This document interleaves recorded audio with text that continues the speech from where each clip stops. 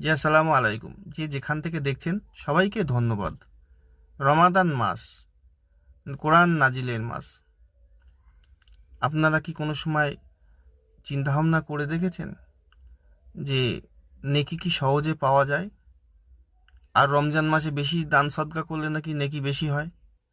এটা কি আপনারা ভেবে দেখেছেন? এটা কি সম্ভব? জি না, সম্ভব না। আপনি সারা বছর বিরত থাকলেন, অভাবী, দুস্থ, আত্মীয় স্বজন যারা আছে তাদেরকে, তারা দুর্দশায় আছে, তারা ক্ষতিগ্রস্তর মধ্যে আছে, আপনি তাদেরকে সাহায্য করলেন না। যেই রমজান মাস এলো, হুজুররা বলে দিল এটা হচ্ছে নেকি লোটার মাস। এটা কি নেকি লোটার মাস? না, জি না। ব্যাপারটা এরম না, এটা কোরআন নাজিলের মাস, এটা বরকতময় মাস। আপনি যদি কোরআন ভালো করে পড়েন আর কোরআন নিয়ে চিন্তা ভাবনা করেন, তাহলে আপনার কাছে ক্রিস্টাল ক্লিয়ার হয়ে যাবে। আপনারা খুঁজুন আপনার এলাকায়, আপনার আশেপাশে হতদরিদ্র, অভাবী, এতিম, আপনার আত্মীয় স্বজনের মধ্যে অনেকেই তো অসহায় অবস্থা আছে। কোরআন বলছে যে তাদেরকে সহায়তা করতে হবে, সর্বক্ষণিক সারা বছর সহায়তা করতে হবে। রমজান মাস আলো পুলপুল করে আপনার চলে গেলেন, আর সাহায্য অল্প একটু টাকা দিয়ে বললেন আপনি নেকি হয়ে গেছে? না জি না, নেকি হয়নি।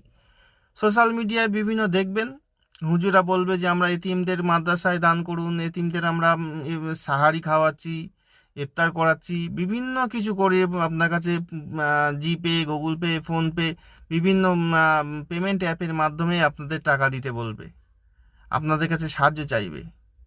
জি না, এইভাবে সাহায্য করবেন না।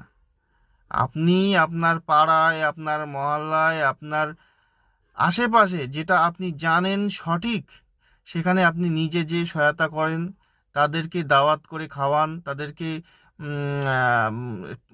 টাকা পয়সা দিয়ে সহায়তা করুন, তাদের কি সমস্যা আছে কোনো যুক্তি পরামর্শ দিয়ে সহায়তা করুন। এই সৎকর্মটা করলে আপনার নেকি আছে। সৎকর্ম মানে এটা নয় যে আপনি টাকা দিয়ে ব্যাস শেষ না।